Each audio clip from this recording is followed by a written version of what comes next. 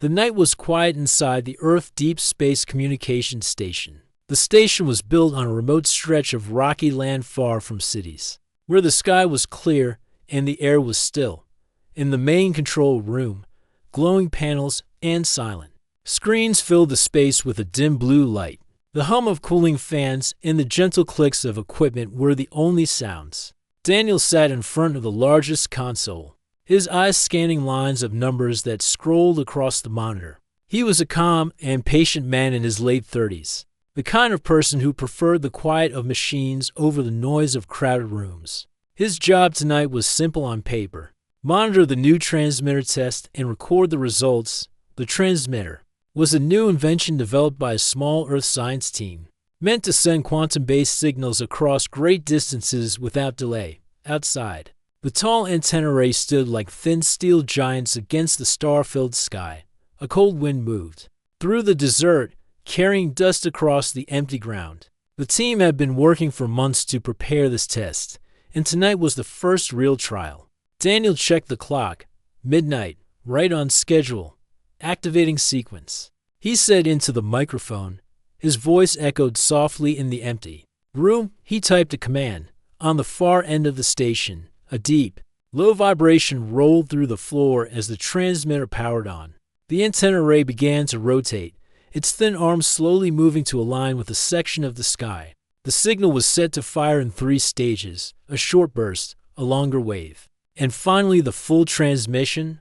On his screen, the first burst appeared as a small spike of energy, smooth and clean. Perfect. The second wave followed, filling the graph with steady lines. The system was behaving exactly as expected. Then came the final stage. Daniel pressed the button. A sharp, intense surge of power flowed through the transmitter. The equipment hissed faintly as the output peaked. The main screen turned bright white for a second before showing the pattern they had created, a repeating pulse in a frequency no one had ever used before. It was strong, pure, and beautiful in its precision. Daniel leaned closer. The pattern seemed to have a strange rhythm, almost like a heartbeat. 30 seconds later, the station's alert system beeped. Daniel frowned.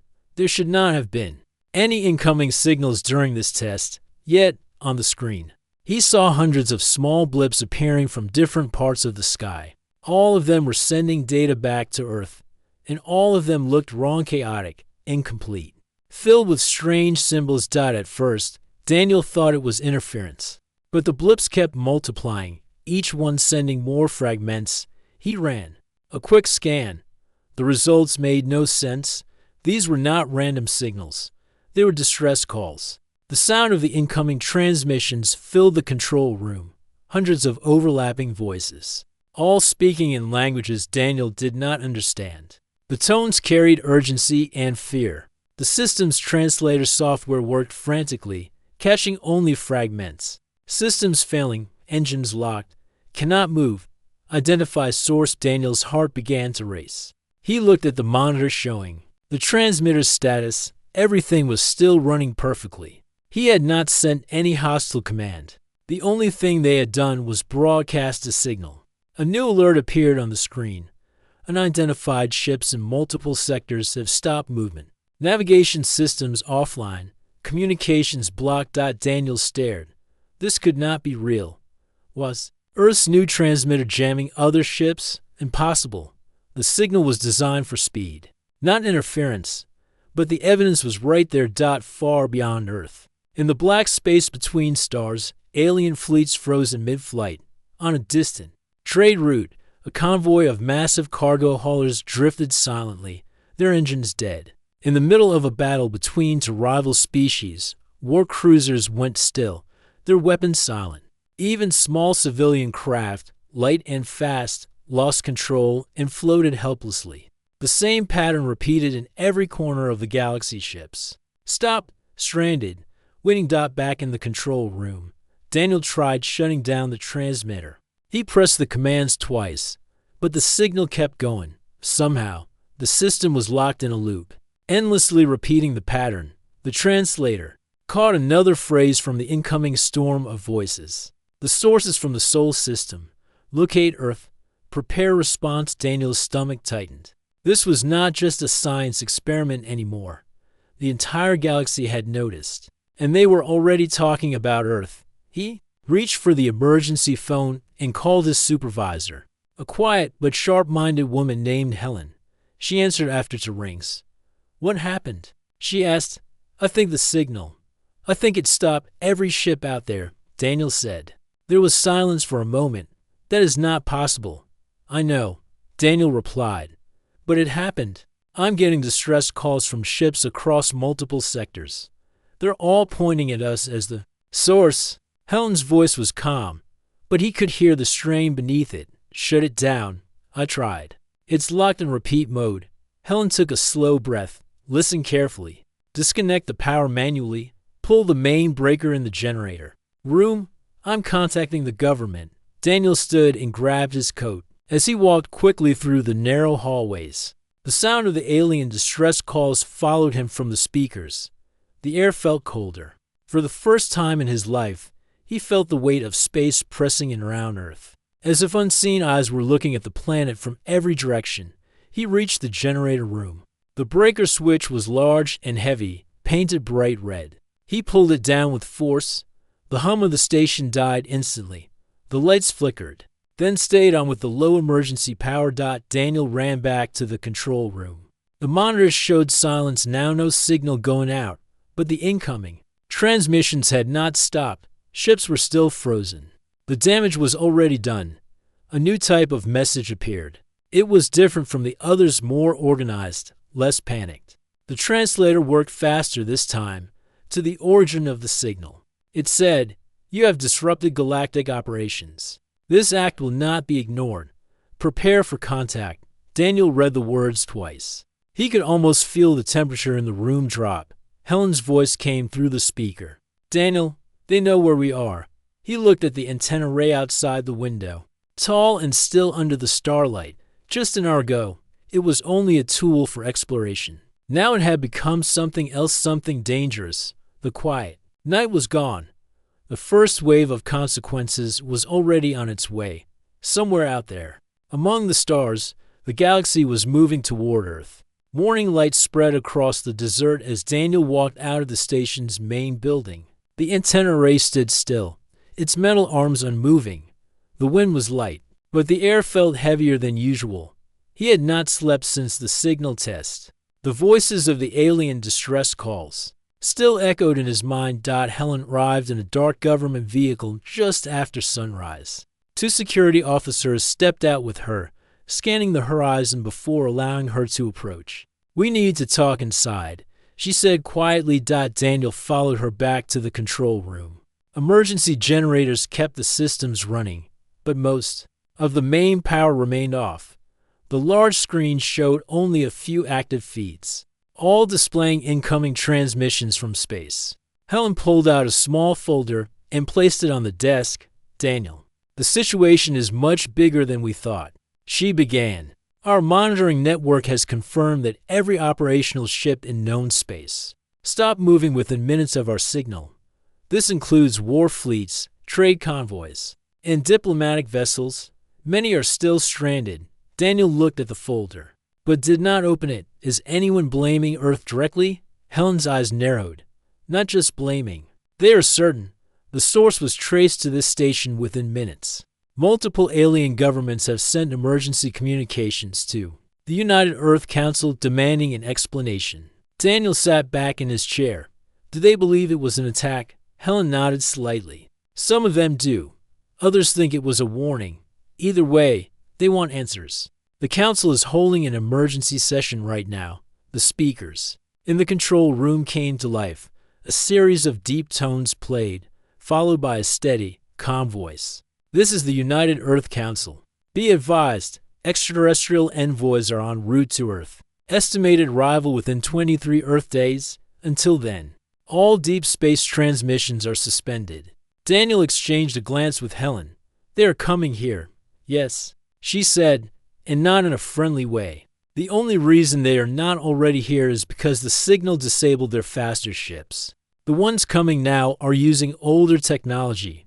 That gives us a little time." Daniel turned to the console and brought up the signal log from the night before.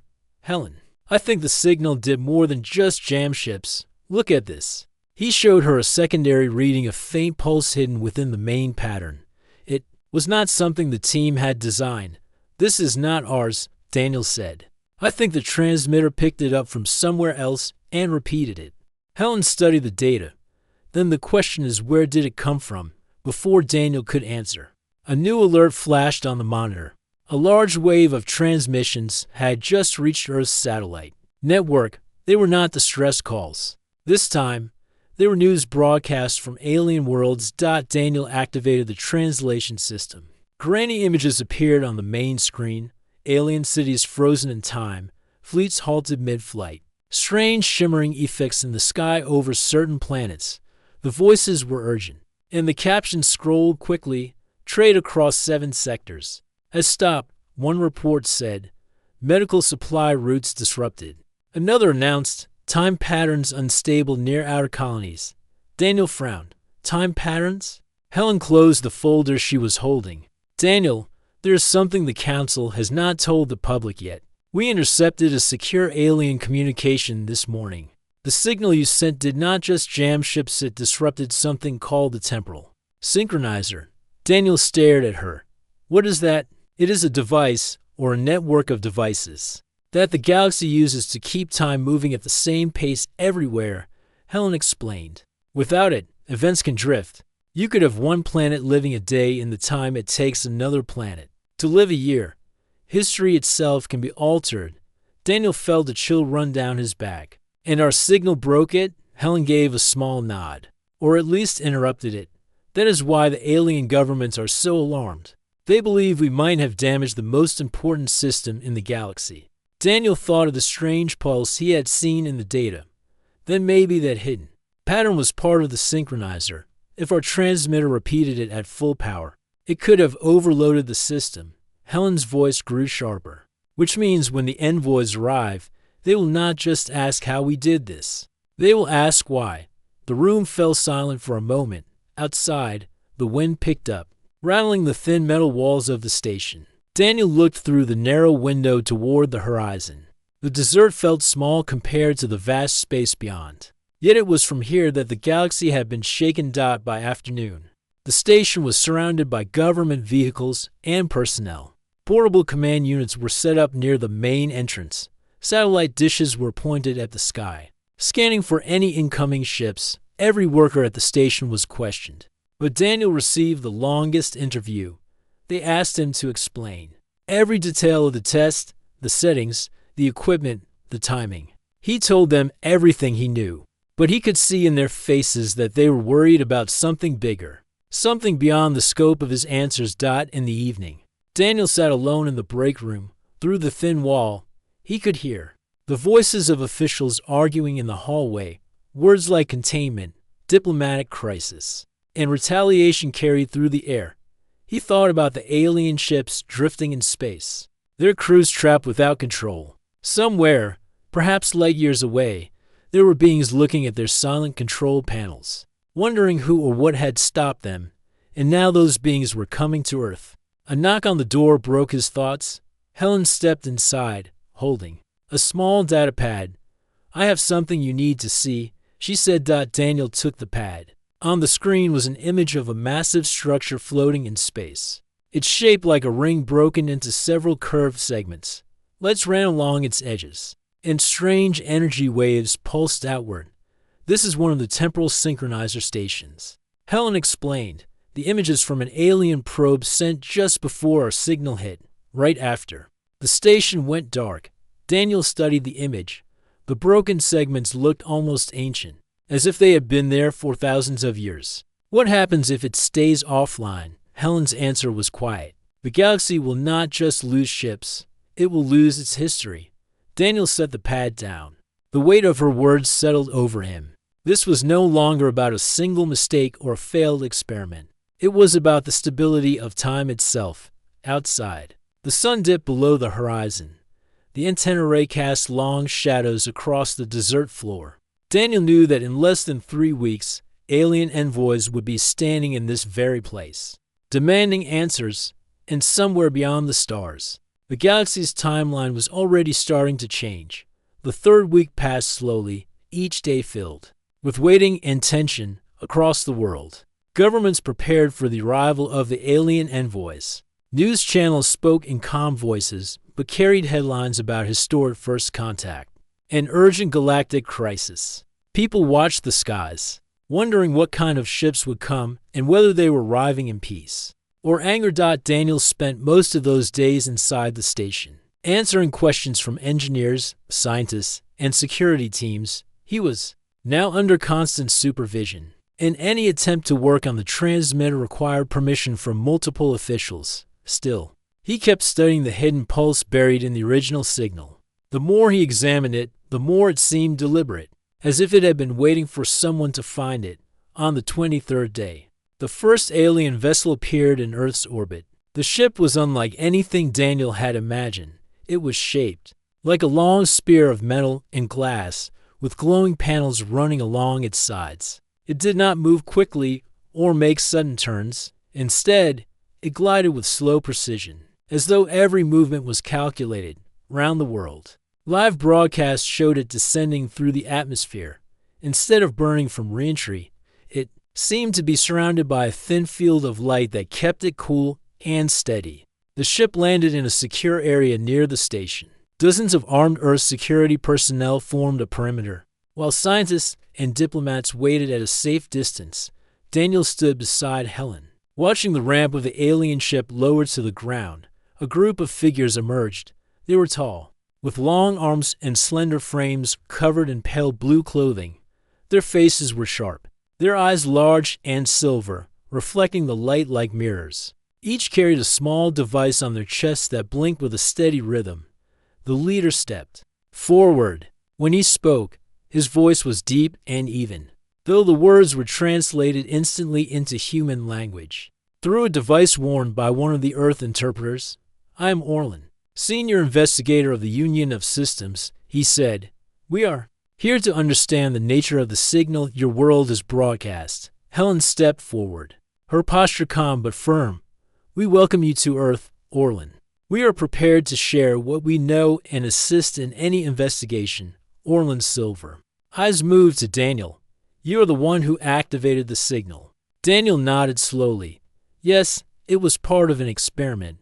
We did not know it would affect anyone." Orlin studied him for a moment, then turned back to his team.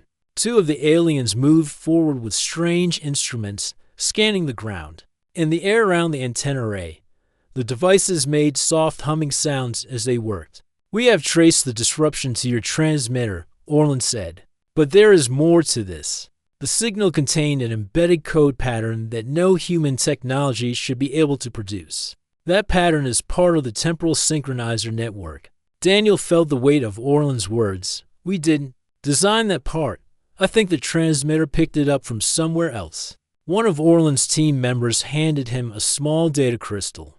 The alien leader held it up so the light caught its surface. "This contains records from our own archives. The embedded pattern in your signal matches a signal lost to history. Over 3,000 galactic years ago. Its origin is unknown, but its purpose is clear. It controls the stability of time across the galaxy." Helen took a step closer. "If that's true, then our transmitter acted as a carrier for something ancient. Could this have been intentional? Could someone have placed it here?" Orlin's eyes narrowed. "It is possible. The synchronizer stations have been failing for centuries, one by one. This event may be connected. The fact that your signal reached every active ship at once suggests that Earth was used as a central broadcast point." Daniel's mind turned to the strange rhythm of the pattern. It had felt like a heartbeat, steady and deliberate. If someone wanted to disrupt the galaxy, why wait until now? Orlin's expression did not change, perhaps because now was the first time humans had the means to send the signal. "Your technology has reached a level that allowed the hidden pattern to be amplified. Whether this was chance or design, the result is the same. The synchronizer is failing faster than ever." The alien investigators requested access to the transmitter under careful supervision. Daniel accompanied them inside. The aliens moved with precise, almost graceful movements, their long fingers adjusting controls and scanning the circuits. They did not speak much, but their eyes lingered on the core components of the machine. After several hours, Orlin spoke again. Your equipment is not advanced enough to create this problem alone. However, the signal logs show that the pattern came from deep space beyond any known inhabited system. We will need to travel there. Helen folded her arms. And you expect us to come with you? Orlin looked at Daniel. We expect him to come. He is the only one who has worked directly with the signal from its source. His understanding of your technology may be required to reverse the damage. Daniel felt the air grow heavier, leaving Earth to travel into unknown space was not something he had ever imagined. If I go, will this help fix what happened? Orlin gave a single, slow nod. If we are fortunate. The decision was made quickly. The United Earth Council approved the request, though with strict conditions for Daniel's safety. Within 2 days, he was prepared to board the alien vessel. The ship's interior was filled with soft, white light and smooth metal surfaces that seemed to grow naturally from the floor and walls. There were no sharp corners, only flowing lines and curved passages dot as the ship lifted off. Daniel looked through a transparent panel at the shrinking view of Earth below. The blue oceans and white clouds seemed peaceful, unaware of the crisis. Unfolding far beyond their reach, Orlin stood beside him. Your world is at the beginning of a new place in history. You may be remembered as the one who saved the timeline nor the one who ended it. Daniel met the alien's silver gaze. Then I guess I'd better make sure it's the first one. The ship accelerated smoothly, leaving Earth's atmosphere behind. Stars filled the view ahead, each one holding worlds that might already be feeling the effects of the disruption. Somewhere out there was the origin of the hidden pattern, and perhaps the key to restoring the galaxy's fragile balance. Daniel knew the journey ahead would not be easy, but he also knew something else the moment he had pressed that button. Weeks ago, there was no turning back. The alien vessel moved through space at a steady pace, gliding past distant stars and glowing nebula clouds. Daniel had expected the trip to feel like a blur, but traveling in Union ships was different from human craft. There was no loud engine noise, no shaking from acceleration, only a calm hum that felt almost alive. Orlin spent most of the first days working with his crew, studying maps of the galaxy and tracking the damage caused by the disrupted temporal synchronizer. Daniel stayed close to a small viewing chamber, where the walls could turn transparent to show the stars outside. Watching the endless darkness helped him think. One evening, Orlin called him to the command deck. The room was larger than Daniel had imagined, with a wide circular console in the center and displays running along the walls. Every crew member moved with purpose, their long fingers tapping silent keys and sliding controls. Daniel, Orlin said, his voice steady as always, we have reached the edge of the first fracture zone. Daniel stepped forward. On the main display, a group of stars glowed against the dark background, but several were surrounded by strange rippling effects, like heat waves rising from hot ground. Numbers and readings flashed beside them. What are we looking at? Daniel asked. Orlin gestured toward the largest ripple. This system is experiencing temporal drift. Time is moving at a different speed inside the affected zone. One planet is advancing years in a matter of days, while another is slowing to a crawl. Daniel stared. What happens to the people living there? Some will live entire lifetimes while others remain unchanged, Orlin explained. Trade collapses. Governments lose control. Wars can start or end before news even travels. The ship entered the edge of the zone. Outside the viewing panel, Daniel saw something that made his chest tighten. A massive space station floated nearby, but its movements were strange. It flickered in and out of sight, as if it existed in different moments at once. At 1 second, it looked new and shining. The next, it appeared old and broken. That is a station from the Valence system, Orlin said quietly. It was destroyed 200 years ago. Now, because of the fracture, parts of it exist again. Daniel stepped closer to the panel. So the signal brought back things from the past? In some places, yes, Orlin replied. In others, it has erased events. Entirely, the crew began scanning the station, sending small drones to collect readings. Daniel watched as the drones vanished into the rippling field. their signals breaking apart into static. Orlin gave a sharp command, and the operation stopped. "It is too unstable," Orlin said. "We must continue to the core of the disturbance." The journey deeper into the fracture zone revealed even stranger sights. A small moon spun far faster than normal, its surface a blur. A fleet of alien ships hung in space, their hulls marked with battle scars, but none of them moved. Daniel recognized their design from a report Orlin had shown him. They were a fleet that disappeared over 1,000 years ago. "How is this even possible?" Daniel asked. Orlin's voice was calm, but there was a trace of something heavier. In it, the synchronizer keeps the galaxy's events in order. Without it, the timeline can twist. Old battles return. Lost cities reappear. Even the future can bleed into the present. As they traveled, Daniel began to notice something else. The hidden pattern in the signal seemed to match the rhythm of the temporal waves they encountered. It was faint, but he could feel it in the hum of the ship's sensors. It was like the galaxy itself was echoing the pulse he had sent. After 3 more days, the ship entered a sector where the stars themselves seemed wrong. Constellations Daniel had seen in Earth's night sky were twisted, some with missing points of light, others with strange new ones in their place. "This is not just affecting ships and planets," Daniel said. "It's rewriting the sky." Orlin nodded. "History is changing at every level. If we do not repair the synchronizer soon, even memory may become unreliable. Beings will forget entire centuries, and those centuries may no longer exist." The crew prepared to land on a nearby planet that showed high temporal instability from orbit. Daniel saw wide green plains and massive rivers winding across the land. But as the ship descended, the landscape shifted in front of his eyes. Forests turned into open fields. Rivers dried into valleys. Mountains rose and sank as if the planet was rebuilding itself with every heartbeat. When they landed, Daniel stepped out into air that felt strangely heavy. The colors around him seemed brighter than normal. But every so often they shifted. Trees turned from green to orange in an instant. Buildings in the distance changed shape as if rebuilt in seconds. Orlin's team moved quickly, setting up scanners to record the fluctuations. Daniel walked a short distance away, drawn to a stone arch standing alone in the grass. It looked ancient, worn by centuries of wind and rain.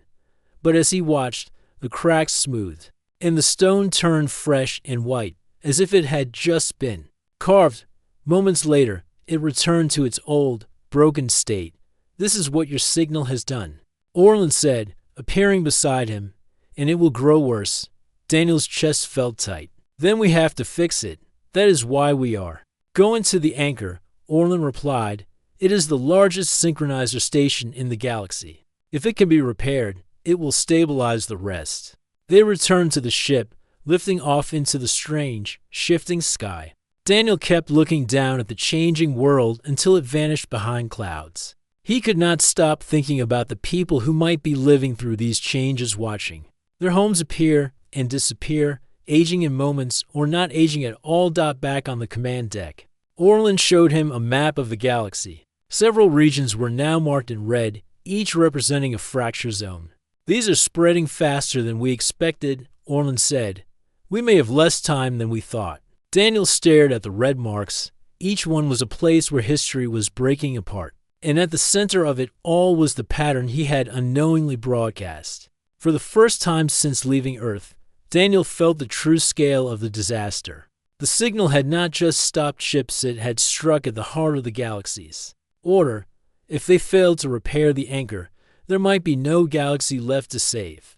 The ship carrying Daniel and the alien crew moved steadily toward the heart of the galaxy. Each day brought them closer to the anchor, the giant station built long ago to keep time flowing evenly across all star systems. The crew knew that repairing it was their only hope to stop the fractures growing worse. Inside the ship, the mood was tense. Everyone understood the stakes. Outside the large viewing panels, stars slid past in silence. Daniel spent much of his time studying the signal data stored on the alien consoles. He hoped to find a way to reverse the damage without making things worse. Orlin stood nearby, watching Daniel work. "You carry a heavy burden," he said softly. Humanity has caused a great problem, but now you hold the key to fixing it. Daniel did not respond at once. He thought about the signal the pulse he had sent without knowing its power. The pattern hidden in the signal is complex. If we try to send it again without care, it could cause more damage. We must find a way to change it, Orlin agreed. A counterwave to restore the synchronizer's flow. Days passed, and the crew prepared for what might be their last mission. The anchor station lay near a region where space and time seemed unstable, with storms of energy flashing unpredictably. The ship's sensors warned them that navigation would be difficult. Daniel worked closely with the alien engineers. Together, they built a device to modify the original Signal 1 that could send the bouncing wave through the temporal network. It was delicate work. The difference between fixing and breaking the system was a single tone. A small change in rhythm. At last, the device was ready. The crew gathered in the main control room as the ship approached the anchor. The station was enormous. It was shaped like a broken ring, with large gaps between its curved arms. Lights blinked dimly on its surface. The entire structure pulsed. With a strange energy that seemed to shift the space around it, Orlin directed the ship closer. "We must attach the device directly to the core of the station," he said. "Only then can we send the countersignal." Daniel felt the weight of responsibility settle on his shoulders. He would have to activate the modified signal. One wrong move could tear the timeline apart completely. The landing was rough. Energy storms surrounded the anchor, making it hard to keep the ship steady. Outside, flashes of light lit the dark space like distant lightning. Once docked, Daniel and a small team of engineers moved inside the station. The halls were cold and empty, lit only by soft glowing panels. Strange symbols covered the walls, ancient writings from long-lost civilizations. They reached the core chamber, where a large console hummed with power. Daniel connected the device, his fingers steady but his heart racing. "Are you ready?" Orlin asked. Daniel nodded. "I have to be." He activated the device. A wave of energy spread from the console, filling the chamber with soft blue light. Outside, the storms around the anchor began to calm, the flashing energy becoming steady and even. The ship's sensors picked up changes in the temporal field. The fractures in time began to shrink, their ripples fading. But then, alarms sounded. A sudden pulse hit the station. The core shook violently. Lights flickered, and a deep rumble echoed through the halls. Daniel struggled to keep control of the device. The energy wave fluctuated, threatening to overload. Orlin shouted orders to the engineers. "Stabilize the power. Keep the signal steady." Daniel focused on the pattern. He adjusted the rhythm carefully, matching the natural pulse of the galaxy's timeline. It was like playing a song he had never heard before, but had to get exactly right slowly. The shaking lessened. The alarm stopped. The light in the chamber returned to a calm blue. Outside, the ship's sensors confirmed the fractures were closing. The galaxy's timeline was healing. Daniel breathed a sigh of relief. But Orlin's voice was grave. "This is only the beginning. The synchronizer will take time to repair fully. We must monitor all sectors carefully." Daniel looked out at the stars. The galaxy was vast, and the damage was deep.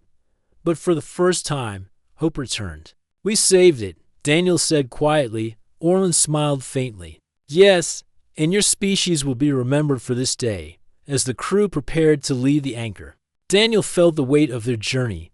The galaxy's future was uncertain, but they had taken the first step to protect it. The ship moved slowly into the heart of the unstable region known as the temporal storm. Outside the thick windows, space seemed alive with strange colors and shifting shadows. Pulses of light danced across the stars as if the sky itself was breathing. Daniel stood beside Orlin on the command deck. The crew worked quietly, their eyes fixed on the displays. The ship's instruments showed chaotic fluctuations in time. Around them, seconds stretching into hours, moments folding over themselves. This was the place where the galaxy's timeline was weakest. Orlin spoke softly. "This is where we must send the countersignal. It must match the natural rhythm of the timeline here or risk tearing it further." Daniel nodded. His fingers hovered over the controls of the device. They had prepared the modified signal transmitter designed to restore the flow of time, every tone. Every pulse had to be perfect. The ship trembled suddenly. A wave of energy crashed against the hull. The lights flickered. Daniel could feel the power of the storm outside pressing in. "Steady," Orland said calmly. "We must hold position." The crew adjusted the ship's shields and engines. Outside, the swirling colors twisted and shifted, making it hard to tell where the ship ended and the storm began. Daniel activated the device. Soft blue light filled the room. The modified signal began to send pulses through the ship's systems and into space beyond. At first, nothing seemed to change. The storm roared around them, louder than ever. Then, slowly, the colors began to soften. The chaotic waves calmed into steady rhythms. The sensors showed the timeline beginning to stabilize. But the storm was not finished. A new pulse hit the ship, stronger, sharper. It sent vibrations through the deck and made the consoles flicker. Daniel held onto the control panel. He adjusted the signal, matching the beat he felt deep inside. Suddenly, the ship shifted. The stars outside blurred. For a moment, Daniel saw a different sky, a sky with unfamiliar constellations and colors. He blinked, and the view returned to normal. "What happened?" he asked. Orland's silver eyes were steady. "The storm tries to confuse us, to make us lose our way in time. You felt a glimpse of an alternate history, one that might have been or might be." Daniel swallowed hard. The power of the storm was more than he expected. If they failed now, the timeline could break apart completely. The crew worked together to keep the signal steady. Daniel's mind focused on the rhythm, the steady pulse that held the galaxy's time together. It was like playing music with no notes, only feelings. Minutes passed, then hours. The storm outside began to shrink. The chaotic colors faded until only calm darkness remained. Finally, the device emitted a soft chime. "We did it," Daniel said quietly. Orland smiled faintly. "The timeline is returning to its natural flow." The crew released a quiet sigh of relief. Daniel looked around the room, seeing tired but hopeful faces. "We will continue to monitor," Orland said.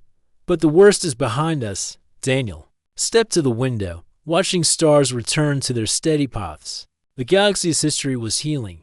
Yet deep inside, Daniel knew this was only the start. The timeline would take time to fully restore. Old wounds would slowly close, and new stories would emerge.